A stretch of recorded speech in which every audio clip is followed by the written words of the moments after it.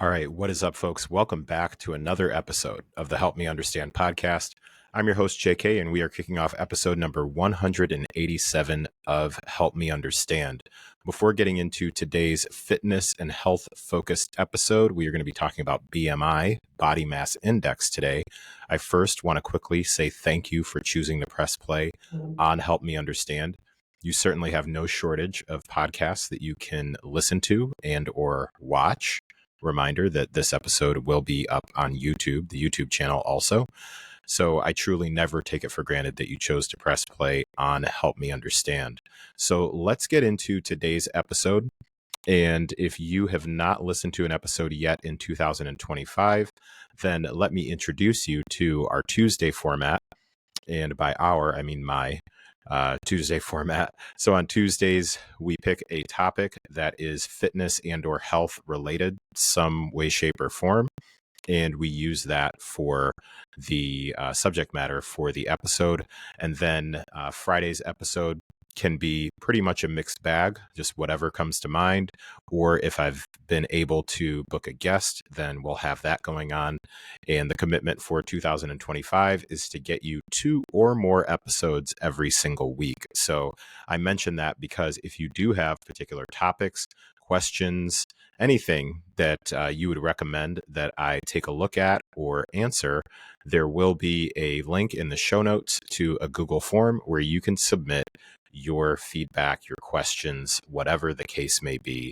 Because at the end of the day, as much as I like picking the topics, I also want to make sure that they're topics that relate to you, the audience who has taken the time to listen. So with that, I want to spend a few minutes here talking with you about BMI, body mass index.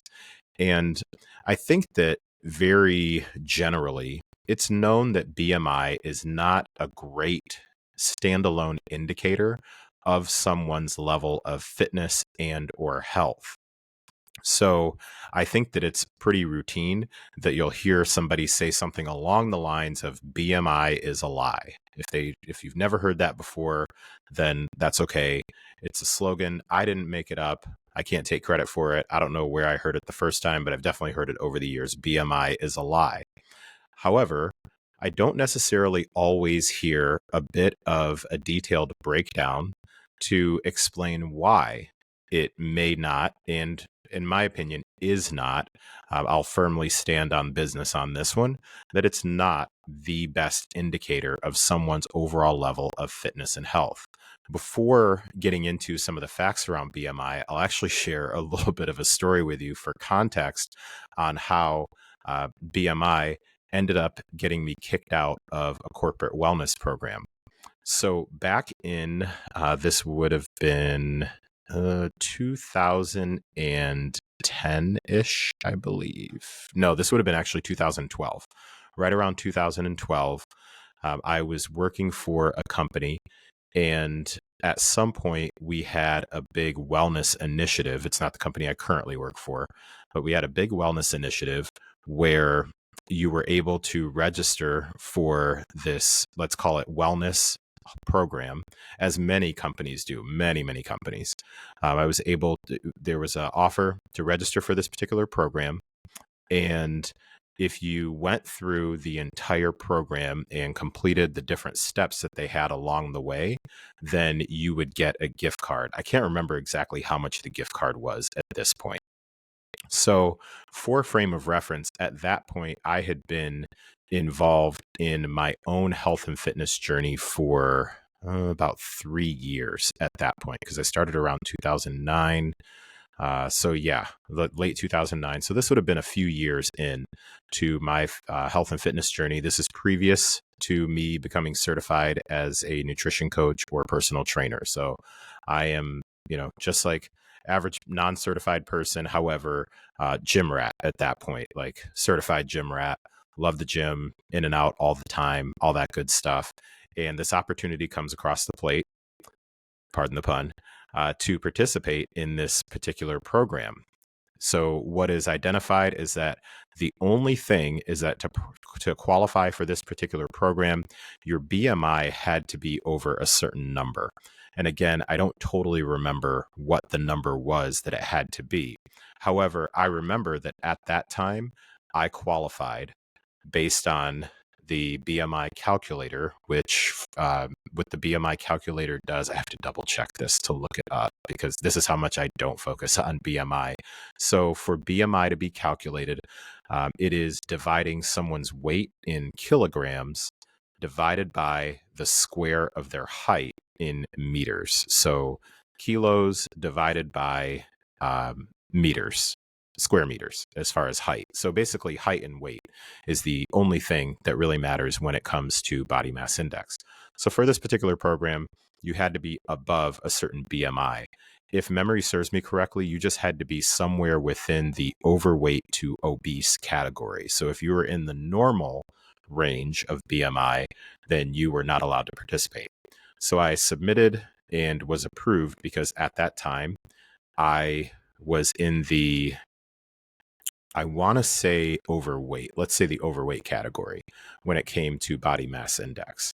So they send me the book, and don't recall the name of the book, but I remember it was something like Your Health, Your Body, or the Big Book About You, something like that. Somebody may know exactly what I'm talking about. I think it was a red or a blue book, had a big like YOU on the front. So that was part of the title. I'm killing this story right now.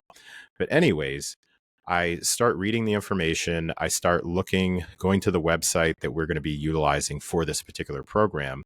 And at that particular time, I wasn't interested in losing weight at all. I did not want to lose a single pound. While I don't remember exactly how much I weighed then, it's definitely less than I weigh now. And also, I was feeling pretty good about myself at that point anyway. So I was pretty good, had a good amount of muscle. Again, I've been training pretty regularly for a few years. I just felt like I believed that I could definitely clean up my diet some. Had not done a ton of focus. This is pre-understanding macros or anything along those lines. I'm still kind of in my magazine/bodybuilding.com era at this point. So I thought this would be a pretty cool program. Even though I wasn't going to be looking to lose weight, I thought this would be something that would be good to educate me more on the health focus of the fitness journey that I was currently on. So what I noticed is that all of the resources and the materials for this particular wellness and health initiative were all focused on losing weight. It was all weight loss.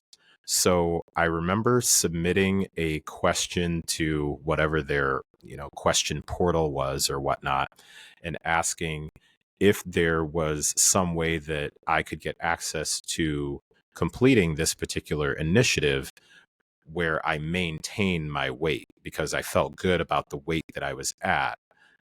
And unfortunately, all the resources were geared towards someone who wanted to lose weight. So I simply submitted a request to get access to some sort of information that wasn't focused on losing weight.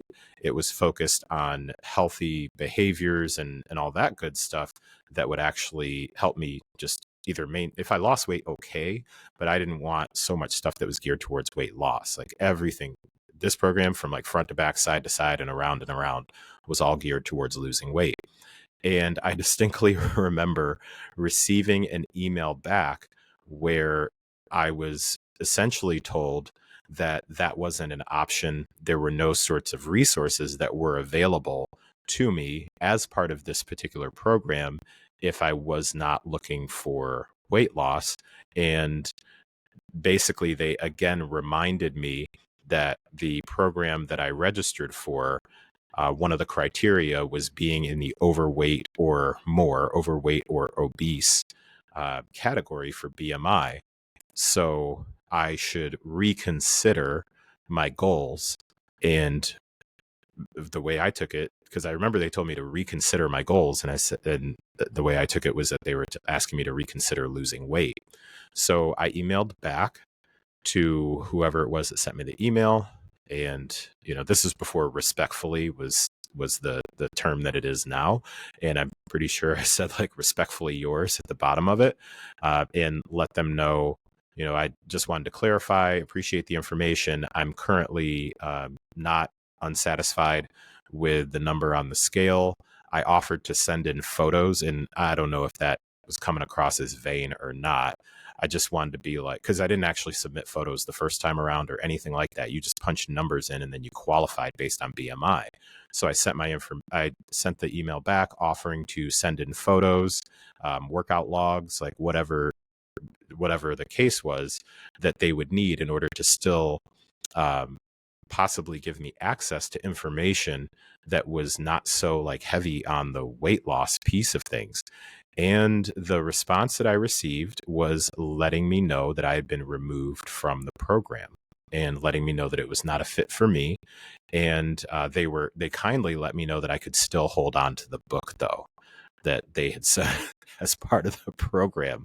So long story short, some heavy context that I still have is my experience where I signed up for this wellness program with the company that I worked for at the time, this being well over a decade now. And because I didn't specifically want to focus on lowering my BMI, I was told that I could leave the program. In fact, they removed me from the program. Like my login didn't work or anything like that afterwards. So, and I really, at that time, I definitely did not envision that I would be involved in the fitness industry in even a sliver of what I do right now. If I had, I would 100% have saved that email and whatnot. In fact, I've gone back before to try to see if I could find it, and I just can't find it anymore. So that is just a little side note, and provide you with some context, as you know, I usually like to do, on some past trauma that I've got with BMI and how I basically got kicked out of the program. So with that, let's talk about BMI, body mass index. So again, you hear sometimes BMI is a lie, but why is BMI a lie? That may be the topic or the title for this particular episode. So first, let's talk a bit about body mass index and where it actually came from. And I cannot pronounce this gentleman's last name because I've made no effort to figure that out. But essentially, back in the 19th century, a gentleman named Adolf, and it may be Quetelet, I'm completely making that up, Adolf Q, basically creates this index. So he's a Belgian mathematician, as the story goes, and he was doing a study on the average man. So let's first start off. Well, actually, let me not start getting into my argument against BMI, but the origin of BMI is that it was basically first formed to just analyze the male population. So to study the average man. It wasn't even initially designed to actually measure individual health. It was essentially to come up with the profile of the average man in Belgium. So what happened is that around the 1950s, I believe, there was an insurance company. I think it might have been Metropolitan Life, if I remember correctly. I took some notes, but not great notes here. But basically, in the 1950s, an insurance company picks up on this particular algorithm, we'll call it, or this particular matrix, the BMI chart, as a pretty quick and inexpensive way for them to be able to assess weight related risks amongst the people that they were insuring.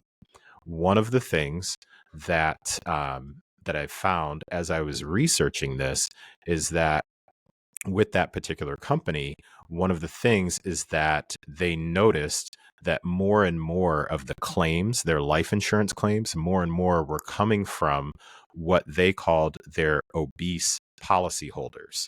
So while it didn't necessarily specify age or anything like that, what they started doing is they took a look at where their claims were coming from, and then they separated them into three different categories based on the client's body type. So there was small, medium, and large. So small, medium, and large. they classified their clients as, and they're basically talking about their body type or their body frame. And I will actually include, I'll include a link to an article from PubMed that was published back many years ago. It's been some years here. Actually, this there's a recent one. So 2023. Yeah, an article that was published in PubMed to talk a bit more about this particular backstory. But long story short, just know that initially BMI was created by a mathematician in Belgium who was describing Belgian men, the Belgian male population. Then later on, some years later, it's picked up within the insurance industry by an insurance company that is looking to segment or somehow be able to label high risk clients and do that by body type, body frame, small, medium, large. So right there, right off the bat, that starts to form my argument against looking at body mass index as the leading indicator of someone's level of health, fitness, and otherwise. So let's take the side of the folks who would argue for using BMI.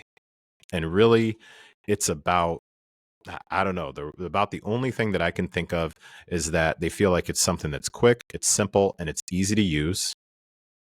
Even though it's not necessarily based on a whole lot of facts, it's quick, simple, and it's easy to use.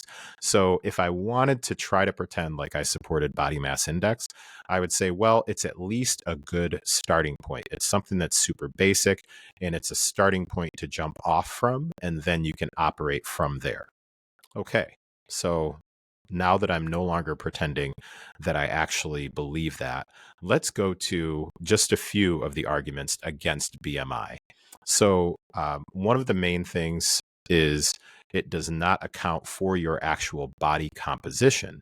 So, for example, BMI does not indicate how much of your body composition is body fat, how much of your body composition is muscle. So, that's one. Number two, it does not account for age at all. So somebody who is 46, am I 46 now? Yeah, 46, like myself, would be compared to somebody who's 33. So 6'2" male who's 46, 6'2" male who's 36. We are ideally supposed to have the same chart for body mass index. Like currently, as of right now, I looked this up right before hitting record, and I am in the overweight category for body mass index. So again, doesn't take into account your percentage of body fat versus your percentage of muscle, doesn't take into account your age.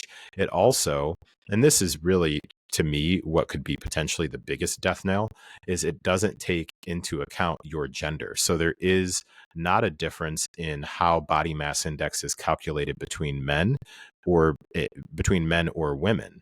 So when you talk about generally women who tend to carry more body fat in the lower half just based on physiology, then how is that not considered when it comes to this particular metric and really the amount of power? I was about to say the amount of weight, and that's probably not the best term to use. So the amount of power that is given to BMI in particular industries like insurance, like I don't know if the military still does this or not. Maybe if there's somebody who can weigh in on this. I really got to stop with the puns.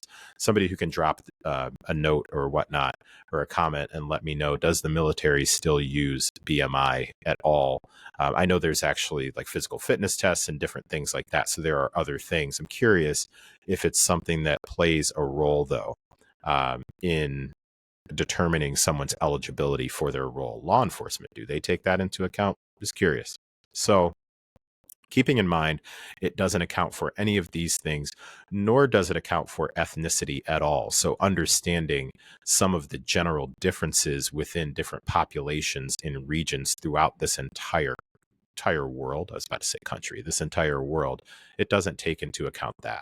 So those just start to scratch the surface from just the very scientific standpoint of why I don't even think BMI should even be a part of the conversation, because it's so, I was going to say it's so outdated. However, whether it had been done back in 1904 or 2024, if you were to say today, hey, let's come up with a chart that will be a measure of overall health and or fitness, but let's only have this one person in Belgium come up with it, and let's have him do it based on men only. Would we accept that today? No. So why are we still even including it in the conversation now? Now, the argument that's been given to me is, well, what would you do instead? And there are plenty of other pieces that we can integrate into that. Do I have the ultimate answer? Absolutely not. However, what I do think, and this would be a few suggestions that I have, I do think that incorporating some sort of measurements, cool. As far as like tape measurements, okay, fine. Incorporating weight, okay, cool. And then incorporating some level of a physical fitness type of test. I think those three things, if you took body measurements, then you took body weight, and then you also incorporated some sort of physical fitness standards into the mix. If we were to be looking at things like specifically insurance companies and places where right now they may still heavily give BMI a bigger piece of the pie than some of these other things. Or think back to the story that I was telling about the company that was overseeing the wellness program. And I should say that that company I worked for wasn't in charge of the wellness program. They subcontracted that work out. They had a third party.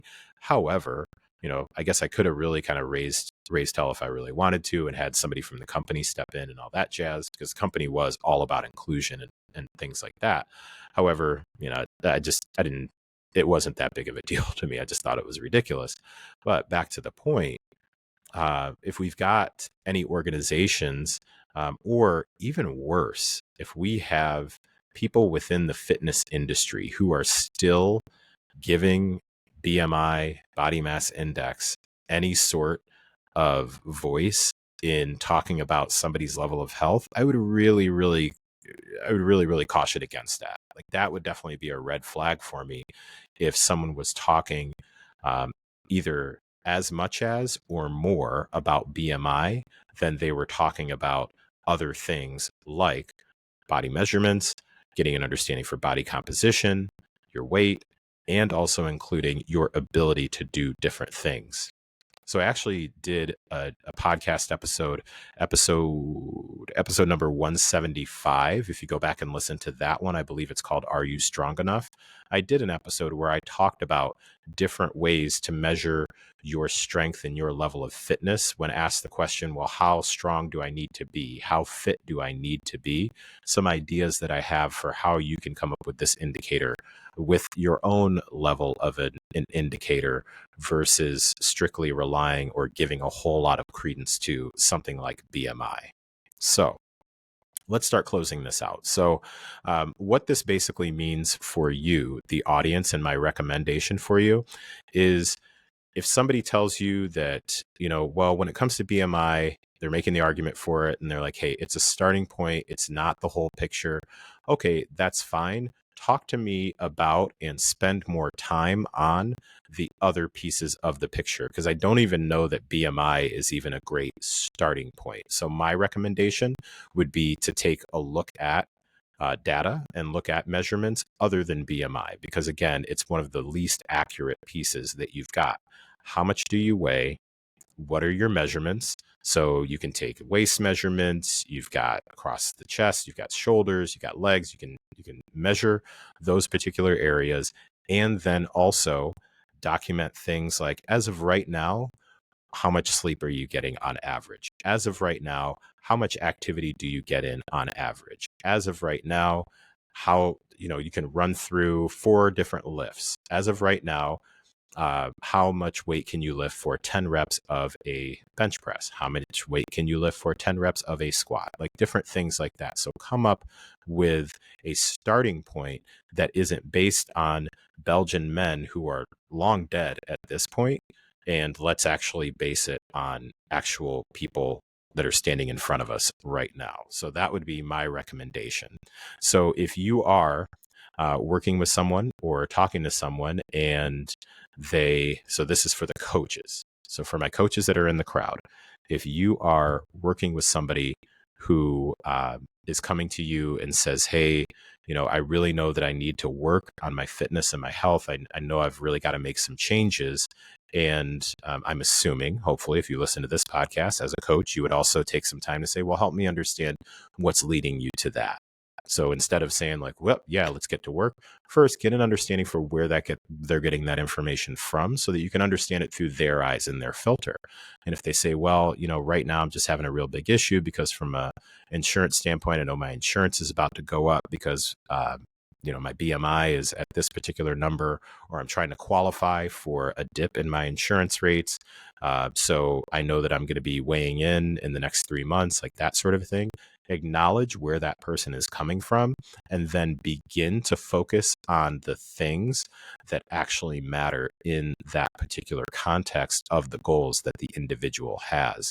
So very, very regularly, the same things that you would do if you were going to solely focus on BMI, which again, I don't recommend, on getting someone's BMI down, are likely, if you know what you're doing, the very same things that you are going to focus on if you are working on getting someone healthy from the inside out. You're going to, for example, encourage them to start getting in some exercise with regularity. You're going to encourage them to take a look at their nutritional choices and start skewing them more towards, if they haven't been already, you're going to skew them more towards one, eating more quality foods within their diet, things that are more nutrient dense, where their body can actually work through the process of breaking those things down, and also eating enough. If there's somebody who's consistently been trying to diet, that may actually be harming them more than they think. And you're going to talk to them about focusing on staying hydrated. You're going to talk to them about focusing on recovery and getting enough sleep and all those good things. So for coaches, that's my action item for you coming out of this. For those who are not coaches, basically this entire episode was all action items for you. So, all right. Okay, well, with that, we are going to close this out. So hopefully you are walking away from this episode with at least one little sliver of information or impactful piece of information somehow that maybe was helpful to you. So if that was the case, I would sincerely appreciate it if you left a rating, review, comment, like anything like that. Share this on Instagram. Anything you can do to help me out definitely is appreciated. So with that, we are going to close out episode number 187 of Help Me Understand. Thank you as always for listening. Take care, and I'll talk to you next time.